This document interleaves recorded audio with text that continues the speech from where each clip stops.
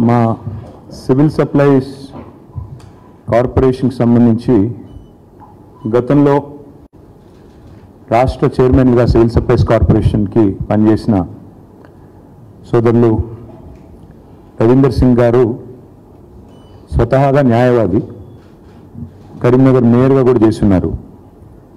ఆయన ఒక 15 రోజుల కిందట మొట్టమొదటిసారి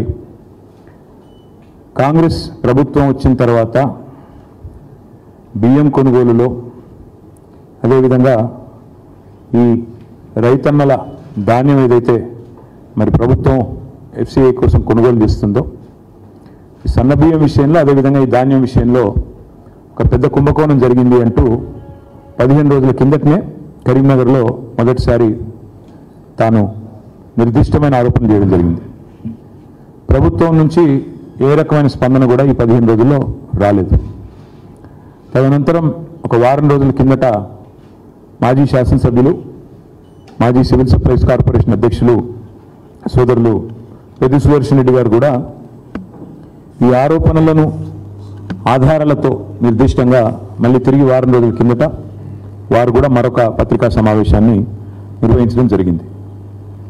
ప్రభుత్వం ఇప్పటి వరకు, ముఖ్యంగా ప్రభుత్వంలో ఉండే బాధ్యులు గౌరవ మంత్రి ఉత్తమ్ కుమార్ రెడ్డి కానీ లేదా ముఖ్యమంత్రి రేవంత్ రెడ్డి కానీ ఈ రోజు వరకు ఈ కుంభకోణం మీద కనీసం పెదవి విప్పడం లేదు. కనీసం ఒక్క మాట మాట్లాడడానికి కూడా ఇష్టపడడం లేదు. ఒక్క ప్రశ్నకు కూడా ఇంతవరకు సమాధానం చెప్పలేదు.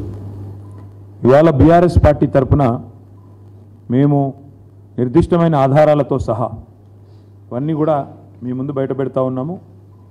మేము కొన్ని డిమాండ్లు కూడా చేయబోతా ఉన్నాము.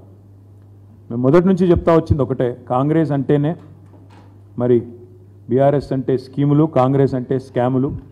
నిజానికి కాంగ్రెస్ అంటేనే స్కామ్ గ్రేస్ అని పిలుస్తారు. కుంభకోణాల కుంభమేళ జరుగుతుంది తెలంగాణలో ఈ కాంగ్రెస్ వస్తే అనే మాట మేము ఎన్నికల ముందు 6 నెలల ముందే చెప్పడం జరిగింది. ఇవాళ కాంగ్రెస్ పార్టీ పెద్దలు ముఖ్యంగా ఈ రాష్ట్రంలో ఒకటే ఫిలాసఫీ పెట్టుకున్నారు, గల్లీ మే లూటో ఢిల్లీ మే బాంటో.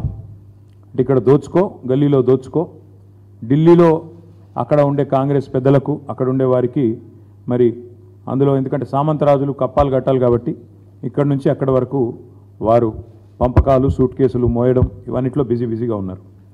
ఇవాళ ఏది వదలట్లేదు వీళ్ళు.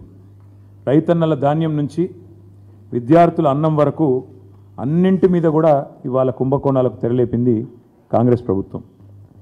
ఈ 2 కుంభకోణాలు కలిపి నేను మొత్తం వివరంగా చెప్తాను.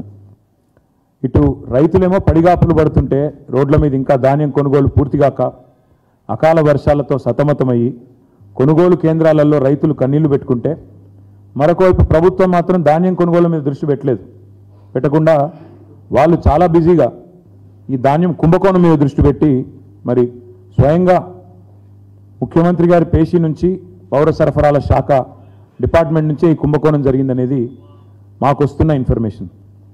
ప్రభుత్వ ఖజానాకు గండి కొట్టడం, కొంతమంది కాంట్రాక్టర్లకు దోచిపెట్టడం, వాళ్ళు వీళ్ళు కలిసి చీకటి దందా చేసి ఒక 1000 కోట్ల రూపాయల కుంభకోణం ఈరోజు నేను నిర్దిష్టంగా చేస్తున్న ఆరోపణ.